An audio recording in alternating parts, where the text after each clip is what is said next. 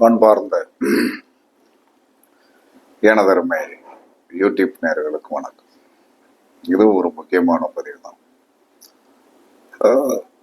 ஆறாம் பாவம் அப்படிங்கிறது எல்லாருக்கும் ஒரு வெற்றி கொடுக்கக்கூடிய பாவம். ஆறாம் பாவம் கடன், ரோகம், பிணி, எதிரி என்று சொல்வதெல்லாம் அது நெகட்டிவ் பாயிண்ட். ஏன்னா நமக்கு கண்ணுக்கு தெரிவது ஃபுல்லாவே நெகட்டிவ் பாயிண்ட் மட்டும்தான் தெரியும். பிளஸ் பாயிண்ட்னு ஒன்று இருக்கு. அந்த பிளஸ் பாயிண்ட் அப்படின்னு சொல்லக்கூடிய ஒரு இது என்ன சொன்னா உபஜயஸ்தானம். உங்களை ஒரு நித்தமும் வெற்றிக்கு வித்திட்டு கொண்டிருக்கின்ற ஒரு பாவம் என்று சொன்னால் அது ஆறாம் பாவம். அப்படிப்பட்ட ஆறாம் பாவம் என்பது என்ன அப்படின்னா என்ன சொன்னா, அந்த ஆறாம் பாவ கிரகம் நின்ற இடத்தின் காரக உறவை நீங்கள் நித்தமும் நினைக்கணும். ஆறாம் பாவம் ஆறுலயே நிக்காது, அது எந்த இடத்துல வேணாலும் நிக்கலாம். லக்கணத்திலே கூட ஆறாம் பாவம் இருக்கு, 2ஆம் பாவத்துல இருக்கலாம், 3ஆம் பாவத்துல எங்க வேணாலும் இருக்கலாம். சில பேருக்கு 6 கூட 6லயே இருக்கலாம். ஆனால் அந்த 6ஆம் பாவத்திற்குண்டான உறவு என்று சொல்லக்கூடிய காலபுருஷனுக்கு இது எத்தனாம் இடமோ, உங்களுடைய 6ஆம் இடம் 6லயே இருக்குதுன்னு, அது காலபுருஷனுக்கு எத்தனாம் இடமோ அந்த உறவை நீங்கள் மதியுங்கள், நீங்கள் மதிக்கணும். அப்படி மதிக்கும் போது என்ன நடக்கும் அப்படின்னா, அது உங்களுக்கு எட்டி உதைக்கும்.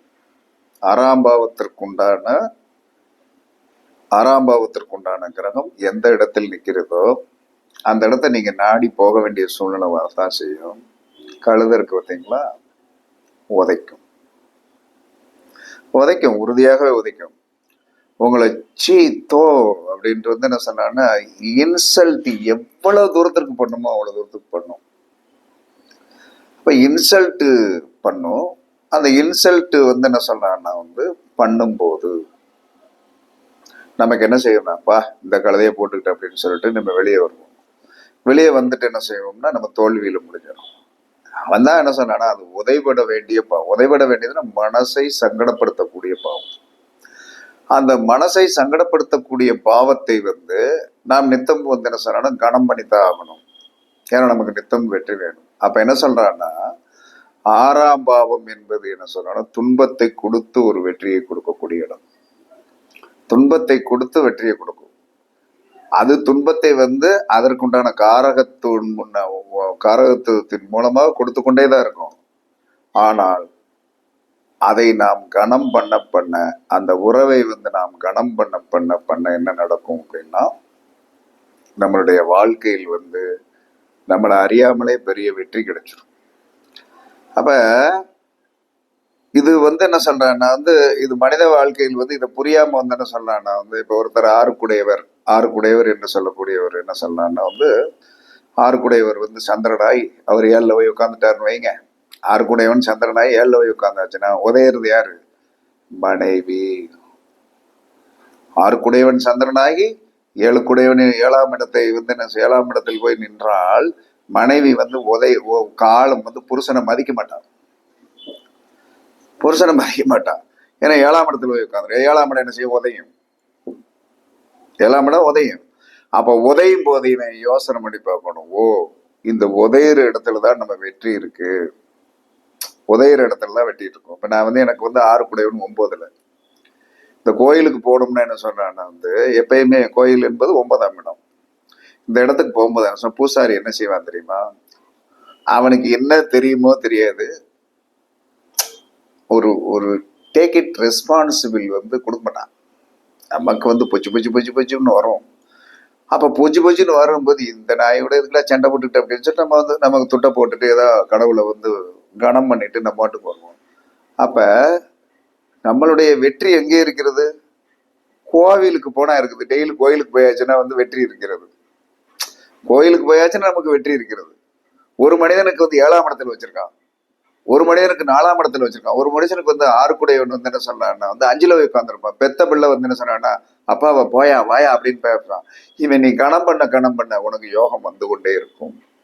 இவ்வளவுதான் ஜோதிடம். இதை செய்யாம என்ன செய்வோம்னா, அந்த இடத்துல போய் நம்ம ஃபைட் பண்ணிட்டு இருக்க கூடாது, ஃபைட் பண்ணக்கூடாது. ஒருத்தர் ரிஷப லக்னம் வைங்க, ஆறுக்குடையவன் யார் என்று சொன்னால் சுக்கிரன். ஆறுக்குடைய சுக்கிரன் வந்து என்ன சொல்றான்னா வந்து லக்கணத்துக்கு 9ல் போய், ஆறுக்குடைய சுக்கிரன் வந்து லக்கணாதிபதியும் லக்கணத்துக்கு ஆறுக்குடையவனு யாருன்னா வந்து சுக்கிரன். சுக்கிரன் 9ல் போய் உட்கார்ந்துருப்பான். 9ல் போய் உட்கார்ந்துருக்கிறதுனால தகப்பனை நீ எதிரியாக பார்த்தாய் என்று சொன்னால் உன்னுடைய காரியம் வெற்றியாகாது. ஏன்னா அது 9ஆம் பாவம்.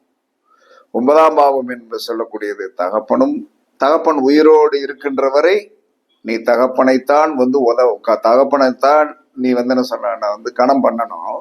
தகப்பன் செத்த பிறகு கோயில போய் பிடிக்கணும். அப்ப நீ ஜெயிக்கணும்னா இதெல்லாம் சூத்திரம், ரகசிய சூத்திரங்கள். ஆறுக்குடையவன் 9ல் இருந்தால் தகப்பன் இருக்கிற வரைக்கும் நீ தகப்பனை மதிக்க மாட்டேன். என்ன காரணம்னா உனக்கு அதான் ஆறுக்குடையவனாவே தோணுவான். செத்த பிறகு அவனை போட்டோ வச்சுட்டு வந்து இப்படியே முகத்தை பார்த்துட்டே இருப்பான். அப்ப 9ஆம் இடம் என்று சொல்லக்கூடிய அந்த ஆன்மீகத்தை நீங்கள் கையில் எடுத்தீர்கள் என்று சொன்னால், ஆறுக்குடையவன் 9ல் இருந்தால் ஆன்மீகத்தை கையில் எடுங்க, நீங்கள் சூப்பரான வெற்றி பெறுவீர்கள். சரி, ஆறுக்குடையவன் 10ல் இருக்கான், தொழிலை தெய்வமாக மதியுங்கள். தொழில வேலை பார்க்குற இடத்துல வந்து வேலைக்காரன் மதிக்க மாட்டான். முதலாளி சம்பளம் கொடுக்குறவன் நம்ம தான், அவன் மதிக்க மாட்டான். அப்ப என்ன சொல்லணும், இதுக்குள்ளதான், அதாவது வந்து உதைபடுகின்ற இடத்திலும் அவமானப்படுகின்ற இடத்திலும் தான் நம்மளுடைய வெற்றி இருக்கிறது என்று சாஸ்திரம் சொல்லுகிறது. அதனாலதான் ஆறுக்குடையவனை உபஜயஸ்தானம்னு சொன்னான்.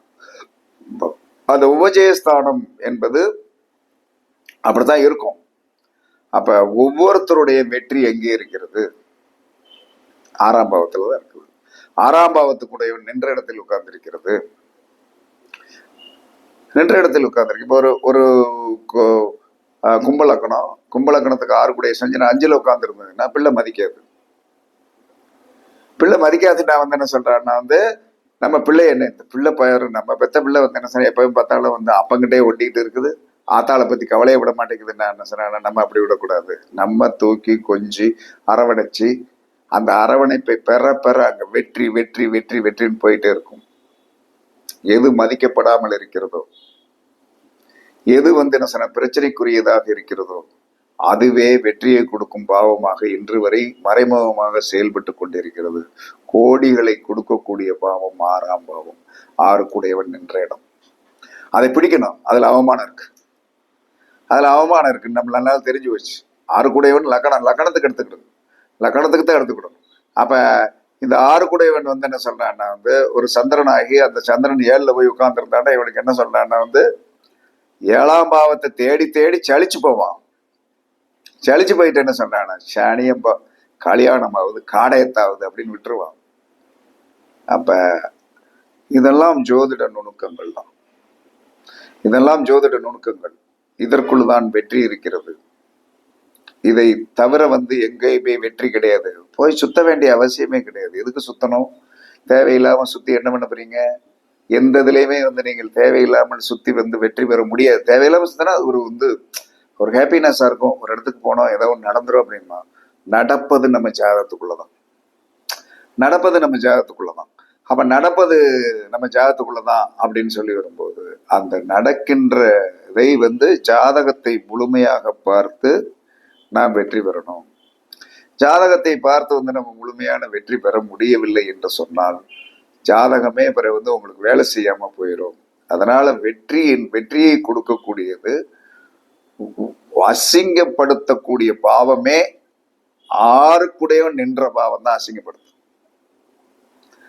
ஆனால் அந்த இடத்தில் இருக்கின்ற மக்கள் வந்து உங்களை பார்த்து பிரமிப்பார்கள். ஏன் பிரமிப்பார்கள்னா, என்னடா இந்த ஆளு வந்து என்ன சொன்னா வந்தா எப்ப பார்த்தாலும், அதுக்கு அடுத்து இந்த இடத்துல வந்து எத்தனை அவமானப்படுத்துறோம், இருந்தாலும் அவன் வரும்போது ஒவ்வொரு வருஷம் வரும்போதும் வளர்ச்சி வளர்ச்சி வளர்ச்சி வளர்ச்சி வளர்ச்சி என்று சொல்லக்கூடிய அந்த வளர்ச்சியில இருக்கிறானே, வளர்ச்சியில இருக்கிறான். இவன் எப்படா சாதிச்சான்னா இந்த 6ஆம் பாவம் தான். அது ஒருத்தருக்கு வந்து என்ன சொன்ன லக்கணமாகவே வரலாம்.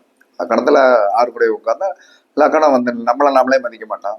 நம்மளை நாமளே மதிக்கணும். நான் என்னத்தை பெரிய ஆளுமா. 2ஆம் இடம்னா தன குடும்பத்தை மதிக்கணும். 3ஆம் இடம்னா வந்து என்ன சொன்னாங்கன்னா இளைய சகோதரத்தை மதிக்கணும். 4ஆம் இடம்னா வந்து என்ன தாயை மதிக்கணும். 5ஆம் இடம்னா புத்திரத்தை மதிக்கணும்.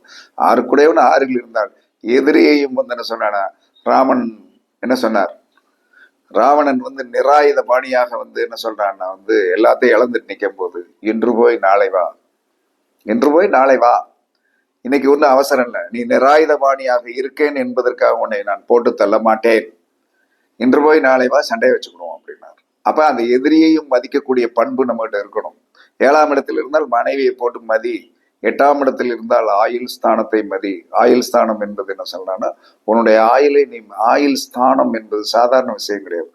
ரோகம் பிணி உள்ளவர்களுக்கு நீ போய் உதவி செய்வ, உன்னுடைய மனம் இறக்கப்படும். 6 குடையவன் 8ல இருந்தா, ஆனா வாங்கினவன் என்ன செய்வான் தெரியுமா, இவ்வளவுதானாக்கும் அப்படின்பா, இவ்வளவுதானாக்கும். அவனுக்கு எவனுமே கொடுத்துருக்க மாட்டான். நம்மளை பார்த்த விட நம்மளுடைய அந்த கிரகம் வந்து வேலை செய்யும். இவ்வளவுதானாக்கும். ஒருத்தருக்கு வந்து என்ன சோறு கொடுக்கும், சாப்பாடு கொடுக்கும், காலையில வயிற்று பசிக்கு வந்து நம்ம சரி பண்ணி கொடுத்துட்டோம். ஆனாலும் அந்த வாங்கினவன் கூட ஒரு 10 ரூபா இருந்தா கொடுங்களேன், எப்படி இருக்கும் கடுப்பு, அப்படி ஏத்தி விடுவாங்க. காரணம் என்ன சொன்னாலும் உங்களுடைய அந்த கிரகம். இதெல்லாம் நடக்கும். 9ஆம் இடம் என்பது தர்மஸ்தானம். அந்த தர்மத்தை வந்து என்ன சொன்ன நம்ம பண்ணுவோம். பண்ணிட்டு என்ன சொன்னா எல்லாத்தையும் வாங்கி கையில வச்சுக்கிடுவான், இப்படி நீட்டுவான். என்னன்னா டீ குடிக்க சோறும் கொடுத்து துட்டும் கொடுக்கணுமா. அப்ப நமக்கு என்ன தோணும், நாளைக்கு கொடுக்க கூடாது என்று தோணும். இதுதான் உண்மை. 6 குடையவன் 9ல இருந்தான். மறுநாள் போகும்போது என்ன சொல்லணும், அதே ஆளுங்க நிற்பான், அதே ஆளுங்க நிற்பான். ஏன்னா உங்களுடைய 6 குடையவன் 9ல் இருக்கிறதுனால உங்களுடைய தர்மத்தில் பிழை கண்டுபிடிக்க வேண்டும். இல்லைன்னா அன்னைக்கு பார்த்து என்ன சொன்னானே, இவனுக்கு முன்னாடி கை நீட்டி எவனாவது வாங்கிட்டு போயிடும், எனக்கு இல்லையாக்கும், எனக்குன்னா நீங்க கொடுக்க மாட்டீங்க அப்படிங்கிற ஒரு ஈனச்சொல்லை. நேற்று வாங்கி தந்துருப்பான், இன்னைக்கு என்ன சொன்னான்னா என்ன சொல்லுவான்னு தெரியுமா, எனக்குன்னா நீங்க கொடுக்க மாட்டீங்க, அந்த அவளுக்குன்னா கொடுப்பீங்க அப்படிங்கிற ஒரு ஈனச்சொல்லை நமக்கு சொல்லி நம்மளுடைய மனதை சலனப்படுத்தும், அசிங்கப்படுத்தும். அசிங்கத்தை பார்த்து பயப்படாதீர்கள். வெற்றி வந்து 6 குடையவன் நின்ற இடத்தில் இருக்கிறது என்று கூறி உங்களிடமிருந்து விடைபெறுவது சிப்பிப்பாறை ஜோதிடர் சாதி ராகவன் ஜெயபாலாஜி. சுகமே சூழ்க, சுகமே சூழ்க. வாழ்க வளமுடன், வாழ்க வளமுடன். வணக்கம், வணக்கம், வணக்கம், வணக்கம், வணக்கம்.